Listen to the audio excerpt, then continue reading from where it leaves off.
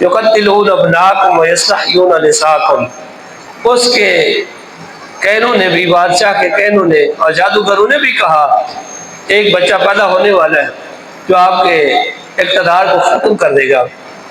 تو حضرت موسیٰ علیہ السلام اسی دور میں پیدا ہوئے جس دور میں فرعون نے یہ کہا کہ سب بچوں کو قتل کر دیا جائے۔ قرآن کہتا ہے یقتلون ابناکم ویستحیون نساکم، وہ بچوں کو قتل کر دیتے تھے اور بچیوں کو زندہ رہنے دیتے تھے۔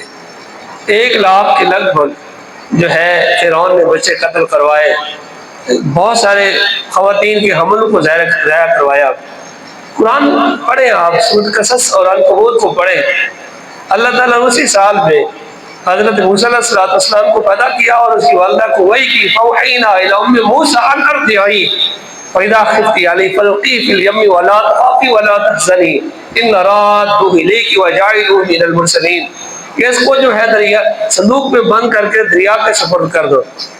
جب کیا، اور فرعون اور اس کی اہلیہ حضرت آسیہ یہ مسلمان ہیں اور بڑا مقام ہے حضرت آسیہ کا، 4 خواتین کو بہت مقام دیا گیا، حضرت فاطمہ الزہرا، حضرت خدیجہ الکبریٰ اور حضرت مریم اور حضرت آسیہ جو فرعون کی بیوی ہے۔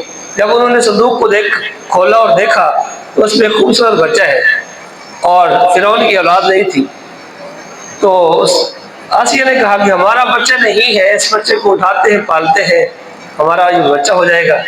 اس نے کہا کہ پھر وہ کہیں بچہ نہ ہو جو ہمارے دور کو اور اقتدار کو ختم کر دے گا۔ اس نے کہا کہ نہیں ایسا نہیں ہو سکتا، وہ بھی دیر ہے آنے میں۔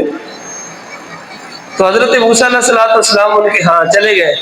میرے رب کی قدرت اور طاقت کو دیکھیے کہ جس خاتون کا دودھ پلانے کے لیے فرعون نے دائیوں کو بلایا، حضرت موسیٰ علیہ السلام نے کسی خاتون کا دودھ نہیں پیا۔ ان کی بہن پیچھے بھاگ گئی آئی، اس نے کہا کہ میرے پاس ایک خاتون ہے، اگر آپ چاہیں اور کہیں تو ہم اس کا بندوبست کر دیتے ہیں۔ تو حضرت موسیٰ علیہ السلام نے اپنی ماں کا دودھ پیا، اسی سے پرورش کی، اور اسی فرعون کے گھر میں حضرت موسیٰ علیہ السلام پرورش پائی۔ جب تھوڑے سے بڑے ہوئے تو ایک مرتبہ اس نے فرعون کی داڑھی کو چھیڑا اور پکڑا اور اس کو خطرہ لاحق ہوا۔ اس نے کہا کہ شاید یہ ہو سکتا ہے کہ وہی بچہ ہو جو میرے دور کو، میرے اقتدار کو، میری حکومت کو ختم کر دے گا۔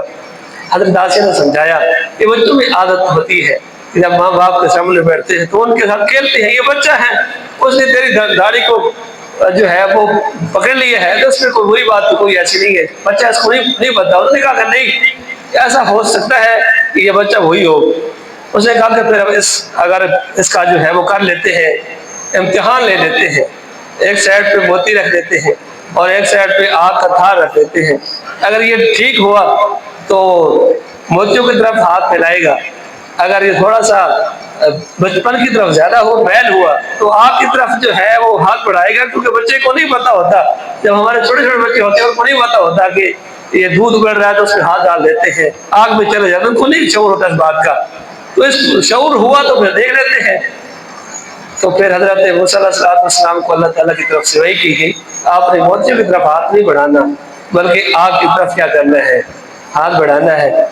تو آپ نے وہ لگایا تھا اپنے منہ کے اوپر جس سے لکنت پیدا ہو گئی تھی۔ اللہ تعالیٰ نے پھر جو ہے وہ قرآن مجید فرقان حمید میں پھر دعا بھی کی تھی حضرت موسیٰ علیہ السلام نے کہ اللہ کہ میری زبان کے اندر لکنت ہے، قال رب اشرح لي صدري ويسر لي امري واحلل عقدة من لساني يفقهوا قولي، اے اللہ کہ میری زبان کے اندر لکنت ہے، میں کھول کے بات جو ہے لوگوں کو نہیں سمجھا سکتا، لکنت یا اٹکا پن جو ہے اس کو دور کیا جائے۔ تو اللہ تعالیٰ نے پھر وہ ان کی لکنت کو دور کر دیا۔ تو میرے رب کو سب طاقت ہے، اور جس فرعون کو جس بندے سے خطرہ تھا، میرے رب نے اسی بندے کو فرعون کے گھر میں جو ہے وہ پلوایا، اور اسی بندے نے اس کے دور کو کیا کیا، ختم کیا۔